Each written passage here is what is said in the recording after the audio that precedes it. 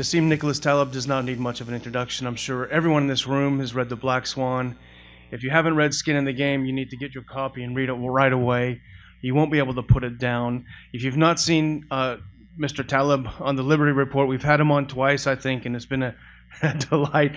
I watch it over and over again, and we all laugh and enjoy it. I think one of the greatest thinkers of our time, I didn't know until yesterday, I'm ashamed to say, or hadn't remembered, also professor of engineering at New York University, but one of the exciting and most original thinkers of our time, Nassim Nicholas Taleb.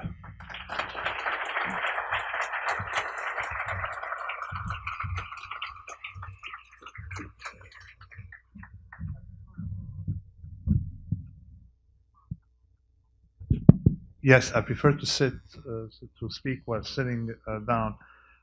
One, because it relaxes me, but mostly because it relaxes the audience. As an empiricist, I tested it. I discovered that it becomes more of a conversation. If you have a conversation with a waiter in a restaurant, you're stressed out. If the person sitting across from you, it's easier. So, my history, I was a trader for a lot of, as you can see, a lot of years. And then I retired from trading and didn't know what to do with my life. And I was very poor at chess and tennis. I lose concentration in both, start daydreaming. So I decided to become a professor. Okay, so, and then, given that I get bored with usually topics, I figured out mathematics is one of the easiest because you don't fall asleep. So, and books are short and the concentration is brief and so on. So out of laziness, so I started working on systems, how they can handle disorder. Okay, and so I was a trader. I was sort of prepared with probability. So I worked in that field. So and I embarked on a project called Incerto. Latin for uncertainty, five volume, and Skin in the Game is the last volume dedicated to you know whom, right? Our friend here, whom I called a Greek among Romans. Sorry, I apologize. A Roman among Greeks. Why a Roman among Greeks? Because Greeks like theory. Romans despised theory. They wanted practice, and they wanted a system that was designed, flexible enough. Look at the bridges they built without theory. They're still standing. Okay, the laws they had were flexible. It was, and they had, in fact, the common law was already built into the system they did business. They did everything like in engineering. Nothing should be final, and it's always meant to be improved. And also, somehow, the Roman understood something I call scaling, about which later, which in fact tells you that the properties of a system, like you could be a libertarian at a state level and a communist at the commune level. And it's not incompatible because an elephant and a mouse don't have the same properties. And you can see the difference between political systems reside vastly more in the scale.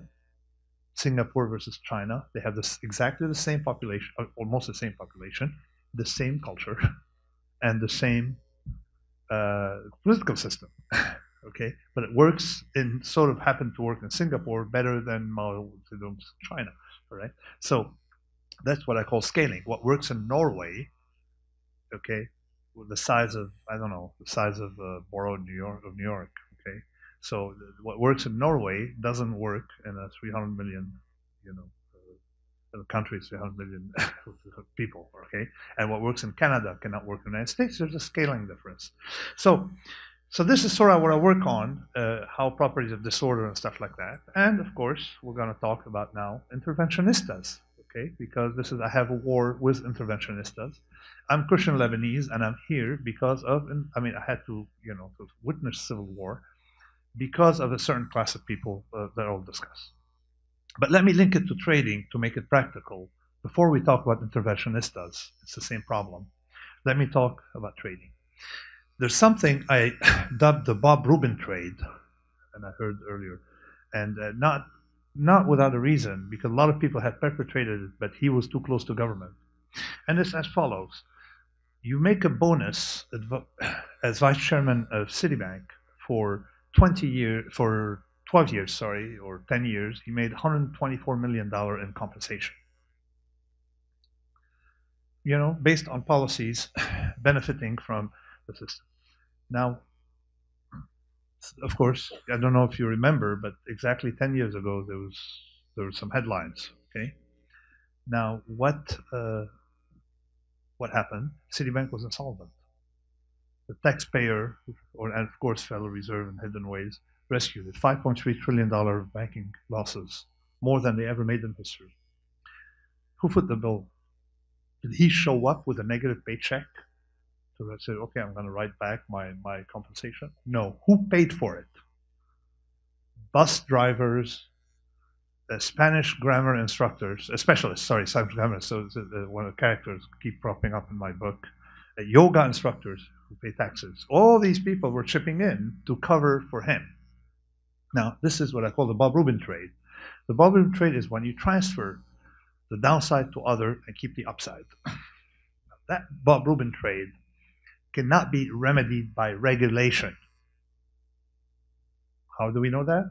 3,755 years ago, okay, Hammurabi, Babylon. Okay, that was before it was invaded by George Bush and stuff. It was Babylon that they had, and they had, for those who could read, it was written. Actually, for some reason, I go on pilgrimage, and skin in the game means you have to have an emotional thing. So if you're reciting it, you got to recite it in the original language. But so I go on pilgrimage, and it's in Paris, where you see a lot of Korean tourists. Nobody but Koreans show up. Maybe it's not tourist guides elsewhere. Come on pilgrimage to that place where it's explained that if the architect builds a house and the house collapses, okay, the architect shall be put to death. So, in other words, you cannot hide risks and walk away from them. You have to own your risk. And that was the beginning of civilization. The eye for eye isn't a symmetry argument. It was initially the Hammurabi argument. So, he who shall benefit from something should own the risk. That was Hammurabi's law. You can't walk away from it. And the Romans, of course, had a version of Hammurabi's law. Practically every civilization had it until this generation. Okay, so we started seeing people having benefits from the system without bearing the risk. And let me explain. You've heard of think tanks. Okay, you've heard of warmongers. Okay, of course. Thomas Friedman. I accuse him by name. Okay, skin in the game. This idiot who on CNN, what's his name? Zakaria, right? Stuff like that. All these guys. So all these people, all right, they come in and they like wars. At no point in history did we have warmongers who were not warriors. Think about it. Hannibal, who was first in battle? He was first in battle. Even Napoleon was more exposed than a regular soldier.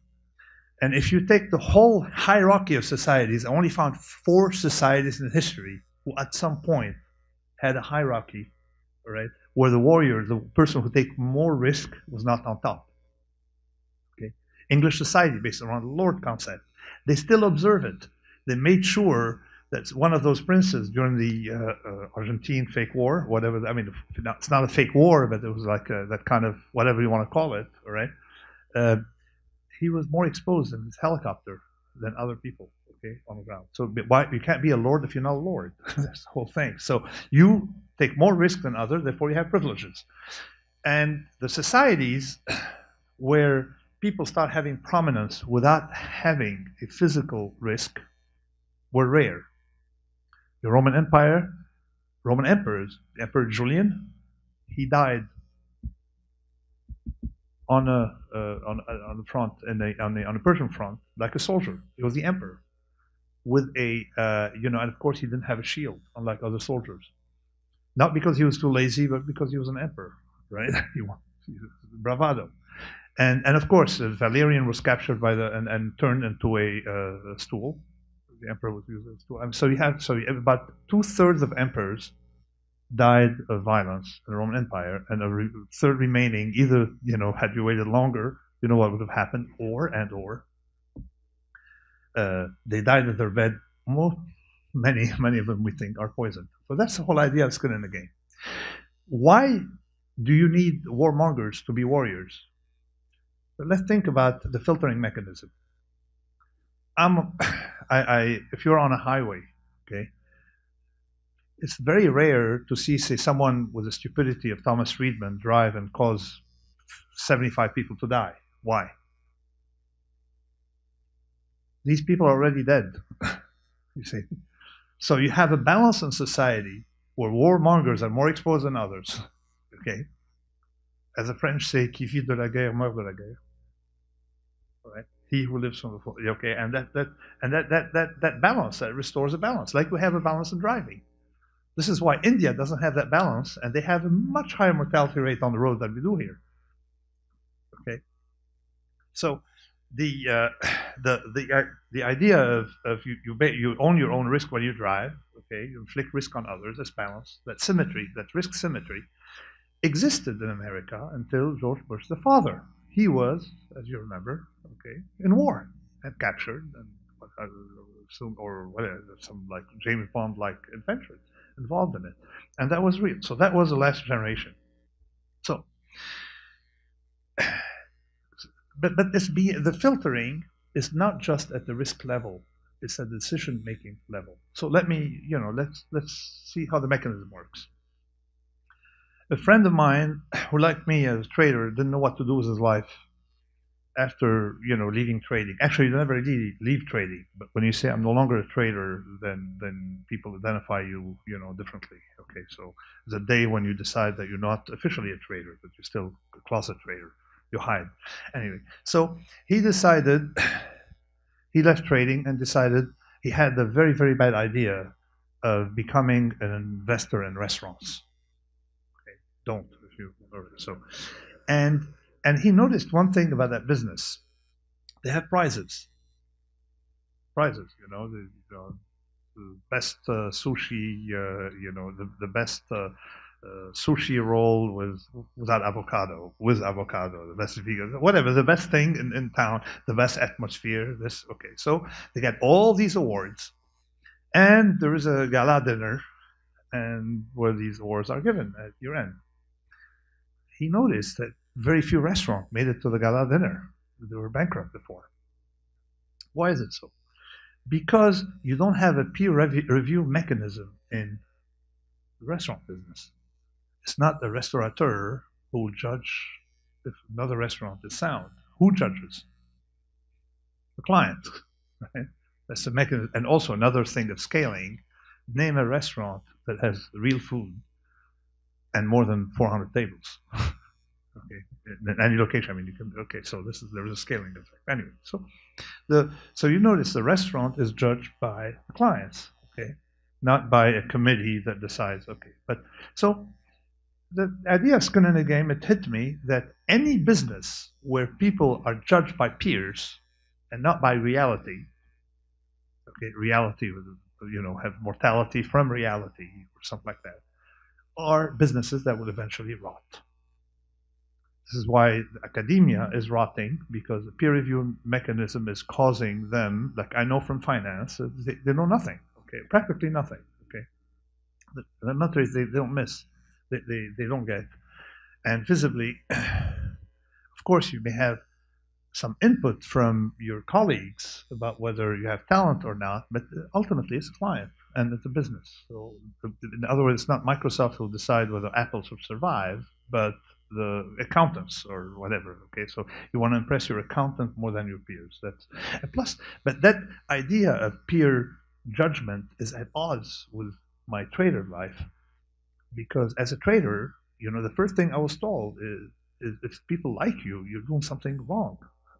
Okay, I mean, it is mechanism. You cannot be, and this is why a lot of traders are libertarians, because you got to use your own head to think, because if you're a conformist, you're a Me Too person, you're going to arrive too late to the trade. You're going to be what we call the turkey, the last passenger on the bus, right, or something like that. So that was on the wrong bus. Anyway,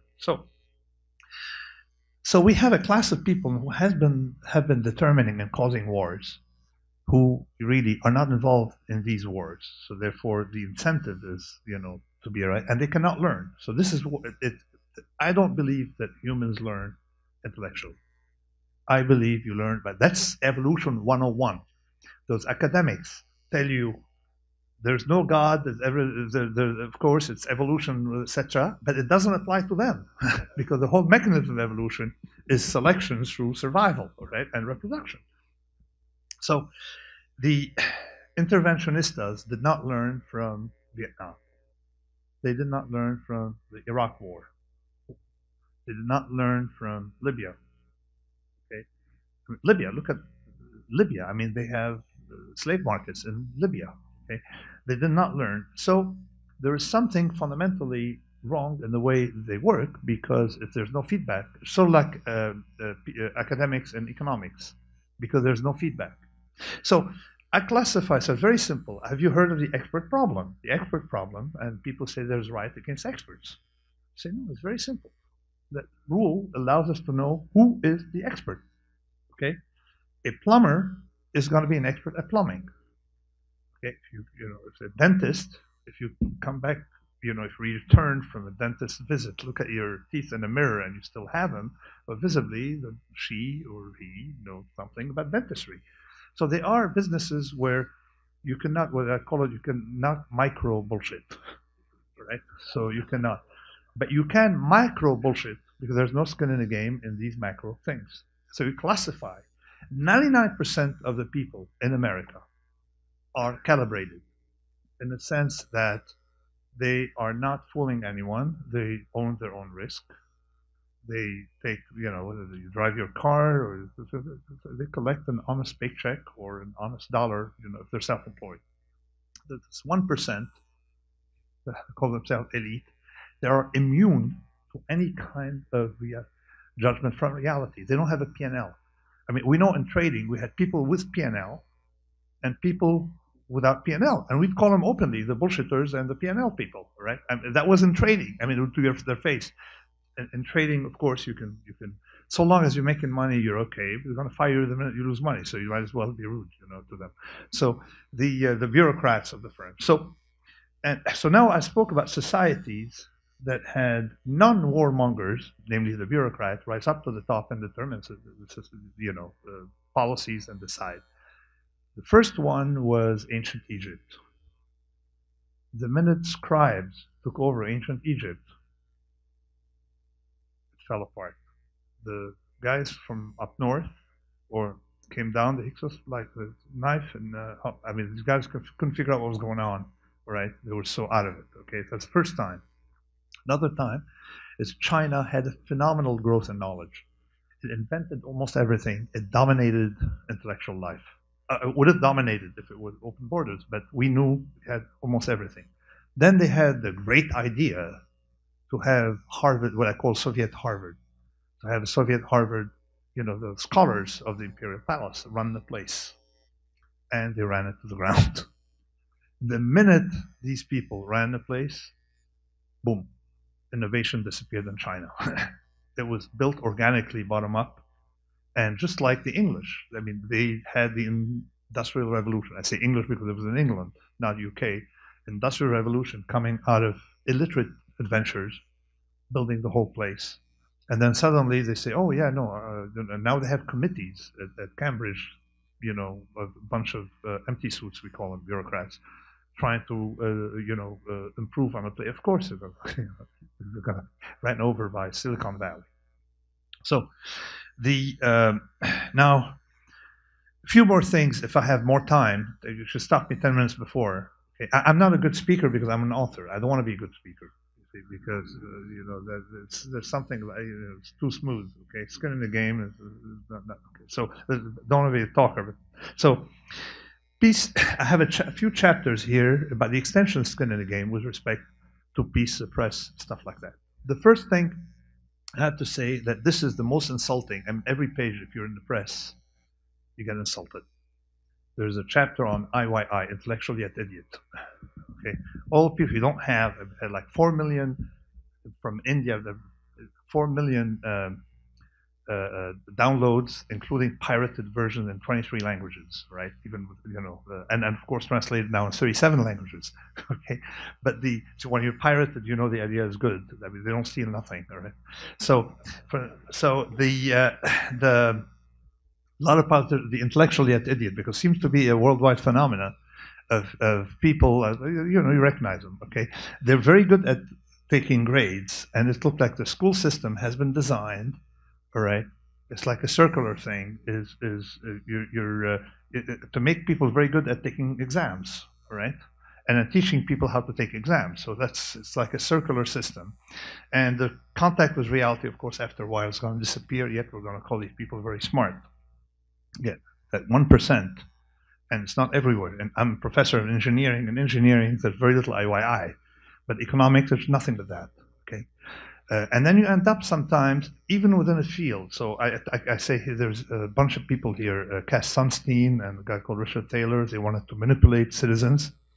And I showed in 12 Point that these guys didn't know the math that they're using. It's like math 101, but then they can get away with it. I call them intellectually yet idiot, because they're not smart enough to understand the world. But the problem is they're smart enough to be intellectual and take exams. And that little bit that's missing is what makes it or breaks it. So, and I attacked, of course, book reviewers because they don't have skin in the game. In other words, you can write a review of a book you haven't read, and nobody would know. It was impunity. So I attacked these people, and I made an embargo on my book in America. No reviewer can get it. You want it, you wait. It's going to be Barnes & Noble. You go spend $17.63 on discount, or you get your book and you write whatever you want. Okay, thanks, bye. So they disappeared. It looks like they can't even spend the $20 on a book. So and then the book came out. So the publisher said, yeah, it's not gonna sell, of course. It opened 2 on a bestseller list on the New York Times. That New York Times that I'm attacking as a fraud, 2 on a bestseller list. So I say, the New York Times reader, typical New Yorker reader. I switched from New York Times to New Yorker because New Yorker is like you read an article enough to be able to talk about something you don't understand. So you can understand the shallowness of it, and when you're from that discipline. So victory that something's going on, and let's continue the press. So there was a chapter in here about peace. Okay, since the Congress of Vienna, people have the illusion that you do peace between states. Okay, that a bunch of people, well dressed, would go negotiate, and it worked. Okay, Congress of Vienna, those states are represented as a unit. We know libertarians here, and lot leftists,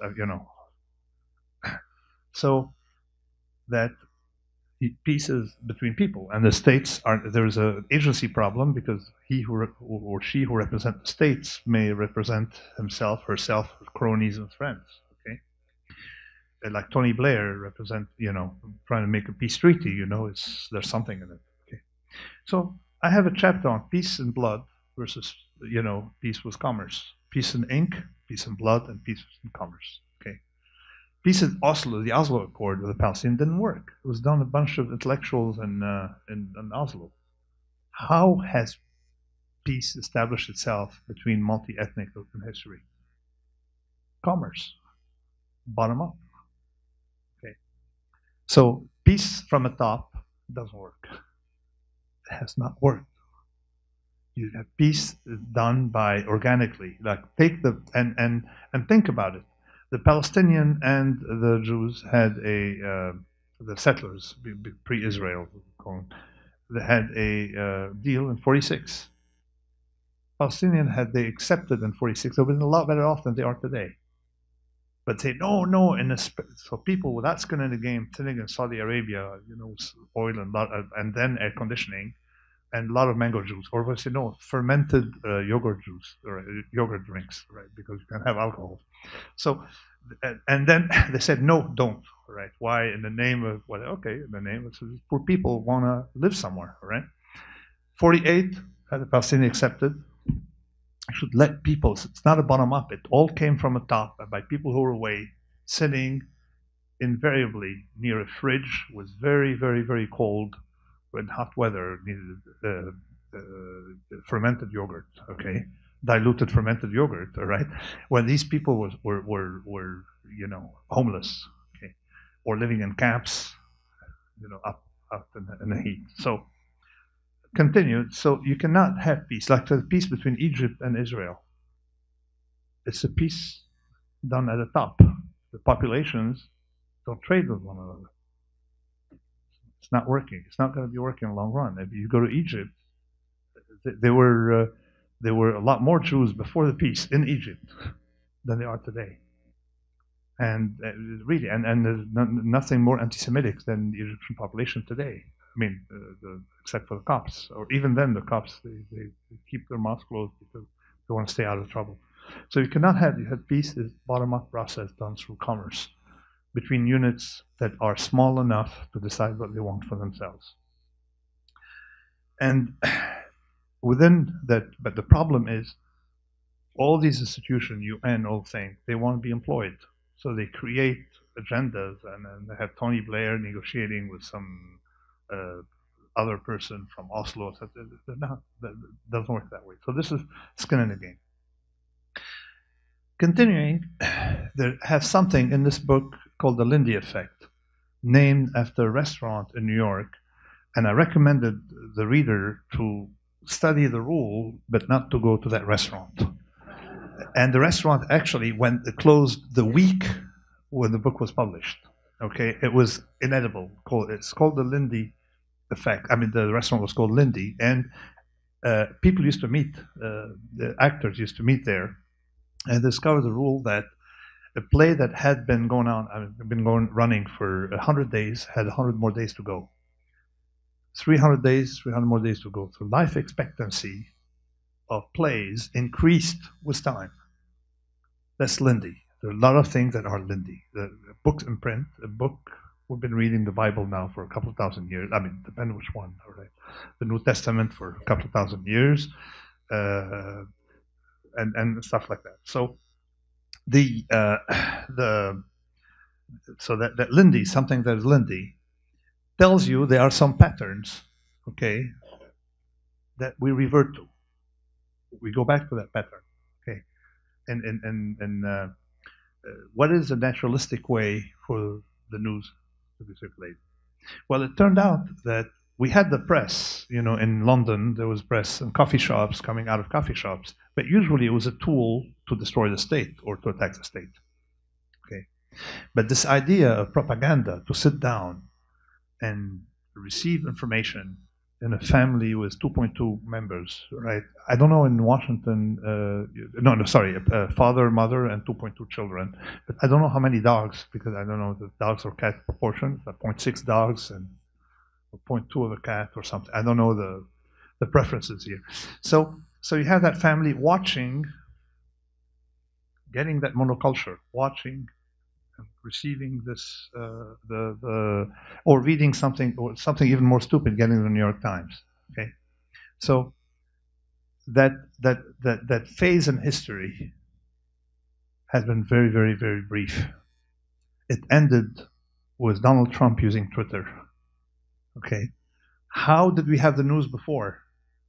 Well, you go to the barber shop, you bring your news, and you take news. Okay, you go to the market, you buy fish. Fishmonger would be rumor monger. Okay, you go to funerals or wakes, you get the news. So news were circulated organically when at no time in history a human could receive the news without being a transmitter. So you had skin in the game in what you were conveying.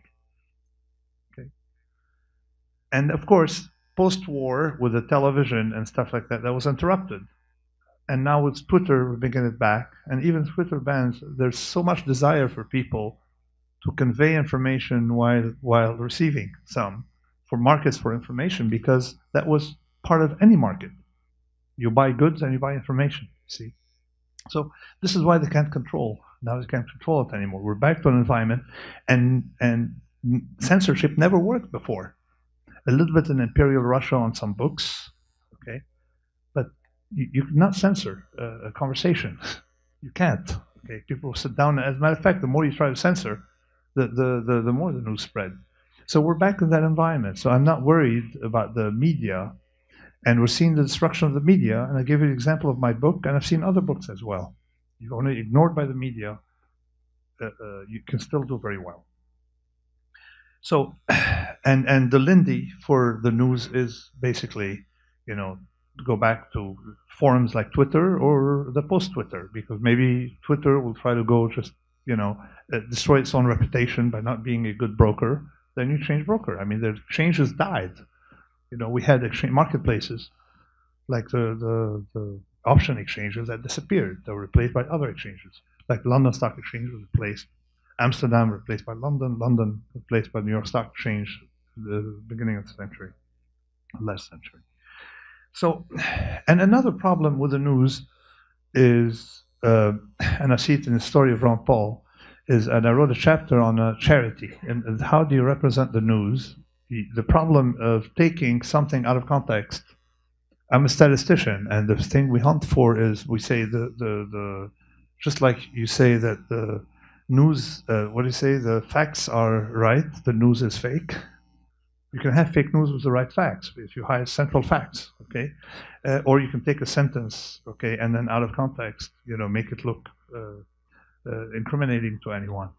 The same way you can with the news, you have to represent the total reality without, and that's called the principle of charity. And you observe it with, a lot of great thinkers, those who survive. They represent, like Karl Popper, very faithfully the position of the opponent, often better than the opponent. And then they destroy it in 2 lines, you see? But the selection, he said this. He said this is meaningless, you have to say he meant this. What you said is irrelevant. You said, what did you mean? That's principle of charity. And that has disappeared. Now, you could probably play that and destroy a couple of people. Can't do it forever, you see? Like, for example, he made a comment, he made this racist comment. It's irrelevant. Does he have racist views? Yes or no? Is the racist view part of his program? Yes or no?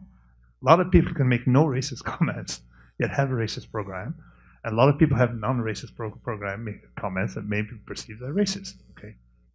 So this is where the principle of charity, which is a very strong principle, and in intellectual communication, once you break it, you've destroyed your own trade. Because at some point, you've got to remember, some people now like the New York Times because it's attacking Trump, but at some point, they're going to realize it could be doing the same thing to them on a position that's not in agreement with that of the New York Times. And then they will suffer. So finally, and something very positive aside from the news, in this book, I discuss the minority rule. And it's quite a big deal for Ron, for Dr. Paul, because minorities have made history, never majorities. And let me explain how it came to me. I discovered it. I discovered this asymmetry. I was organizing a cocktail party, and at a complexity, festival, and people came from Jerusalem, and I felt embarrassed that I had no kosher drinks for them. But they told me, no, all the drinks here are kosher. What? Yeah, look at the bottles. What? I said, yeah. Why? Because Coca-Cola doesn't want to bother having kosher drinks, non-kosher drinks. They made everything kosher. Okay. So, how many people are kosher in America? 0.2%. Yeah, yet almost all soft drinks are kosher, yes, with a sign underneath, or on a need-to-know basis. Okay, so you realize that you have minority rules, playing a role in things. So start thinking. Same thing with the lamb. If you got for Christmas, I opened a lamb thing package, and it was halal. But you need to know what halal is to know it's halal. But why is it? What are you going to do? Have merchandising of halal meat here, a different truck, different thing, different. You get it mixed up. You get lawsuit. No, you make it all halal. Okay. So think about it. Then how minority rule. Ethics follow minority rule. Okay, and the formation of ethics, and there's evidence through the way it's done. It's not because the majority decide that theft is bad. I'm intolerant. I only eat non-stolen merchandise. Whereas my friend, the thief, okay, can eat both. We'll go to a restaurant, we're going to go eat using my preferences. Typically, at a table, if one person is organic and all the other ones accept GMOs, you're going to have organic. Just like in peanuts on planes, if one person is allergic to peanuts on a plane, the whole plane is peanut free. Okay. Now, of course, this plays some vicious roles, and sometimes you have distortions, but in general, it can lead to good things. Okay. I am intolerant of journalists. I'm intolerant of bullshit. That's it. I cannot. No, the New York Times doesn't exist for me. Why? Because I'm intolerant. This is my religion. The religion is no New York Times citation in my class. It doesn't exist. All right. So this is how movements develop to take. Because if you're right and happen to be intolerant, and you have an ethical standard you abide by, and say there's violations of ethics that have been committed by CNN, the violations of ethics have been committed here. And if you're impartial enough to have to apply that rule across the board, then it works. And effectively it has worked for me. I'm totally, I mean, I get insulted, say, they call me arrogant. I explain to them, arrogant has no epistemological signification. You have to be more precise, okay? And then they tell me you're narcissistic. I tell them, then again, I mean, it's like the pathologization using some kind of, they take the DSM and open it randomly and find the mental disease you have because you don't agree with them. So aside from that, okay, it may work with some people, it didn't work with me. I'm too stubborn. So after a while, they yield. Like I've applied it to academia, where there are a lot of people use papers, non-papers. So this is where I think that the libertarian movement can do very well. There's one comment here I'm making about libertarian movement, that the reason it didn't do well in history was for the following reason. The Emperor Julian, the same one who died, who had skin in the game, wanted to revert to paganism from Christianity. And paganism was disorganized, but so freedom, you have your gods, you share gods, you're very tolerant of other people's gods. But, and Christianity replaced that. So Julian, it was called Julian the Apostate, wanted to revert, wanted to have a clergy, a unified clergy for paganism. Right? Of course it failed, because by definition, you cannot have a party like a church of paganism. It's the same thing. You're creating the same thing with different gods. It doesn't work. We already have that. We already have, the Christianity has absorbed other gods anyway. They did the job for you. He didn't get it. Likewise, libertarianism didn't do very well as a big party, because it was fragmented among other parties. Because there's no unified, we're going to have a libertarian unified policy with respect to this, but by definition, libertarian wants to be free to think using her or his head. Okay, so this is why it didn't work. Nevertheless, there are common, things that libertarians believe, and all you need to do is be more intolerant. That's it. Be intolerant. Thank you for listening to me.